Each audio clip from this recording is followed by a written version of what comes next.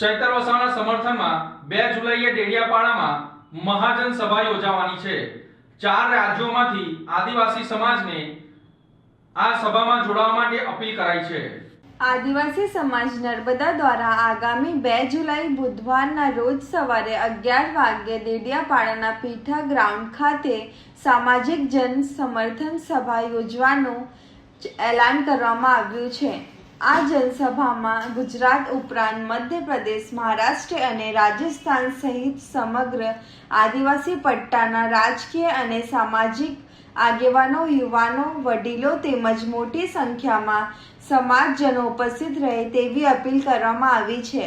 બેઠક દરમિયાન સમાજના આગેવાનોએ જણાવ્યું હતું કે આ જનસભા દ્વારા આદિવાસી સમાજની એકતા અને સમર્થનનો મજબૂત સંદેશ આપવામાં આવશે। સાથે જ તમામ સમાજજનોને મોટી સંખ્યામાં હાજર રહી કાર્યક્રમને સફળ બનાવવા અનુરોધ કરવામાં આવ્યો હતો।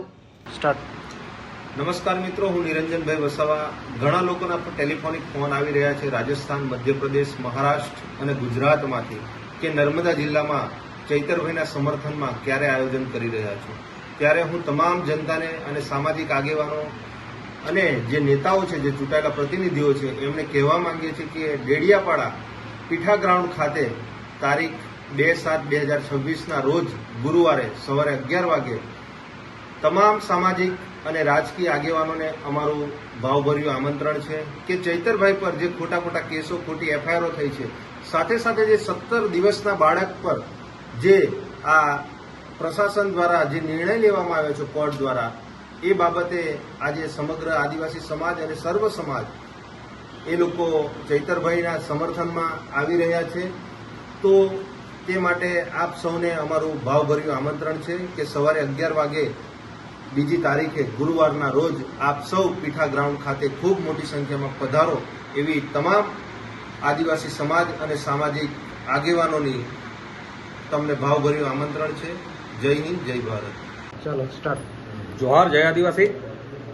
આપ સૌ જાણો છો એમ અમારા ધારાસભ્ય શ્રી ચૈતરભાઈ વસાવાને ગુજરાતની ભાજપ સરકારે એક ષડયંત્ર તહેત કોર્ટની અંદર કોર્ટ દ્વારા એમને સજા અપાવી છે 7 વર્ષની, અને એ અંતર્ગત આખા ગુજરાતના સર્વ સમાજ આક્રોશિત થયો છે। ત્યારે એક સામાજિક સમર્થન રેલીનું અહીંયા ડેડિયાપાડામાં આયોજન થઈ રહ્યું છે, અને એ રેલીની એ સમર્થન રેલીના આયોજનમાં હું અહીંયા ઉપસ્થિત રહ્યો હતો।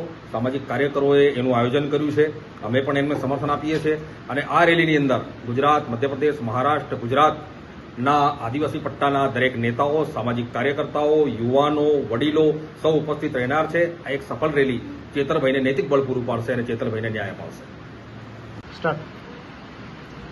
ડેડિયાપાડાના ધારાસભ્ય ચૈતર વસાવા સાહેબને જે હમણાં જ સેશન કોર્ટનો હુકમ થયો અને 7 વર્ષની સજા થઈ છે, 9 વ્યક્તિઓને 7 વર્ષની સજા થઈ છે, એ બાબતે સમગ્ર આદિવાસી સમાજ દુઃખી છે। ન્યાયના હિતમાં પણ જે લોકો વિચારે છે તે પણ દુઃખી છે।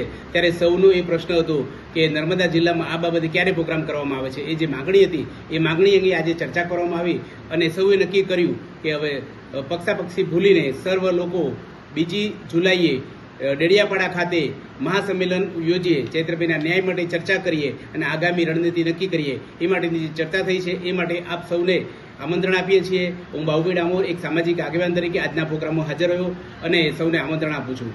આભાર।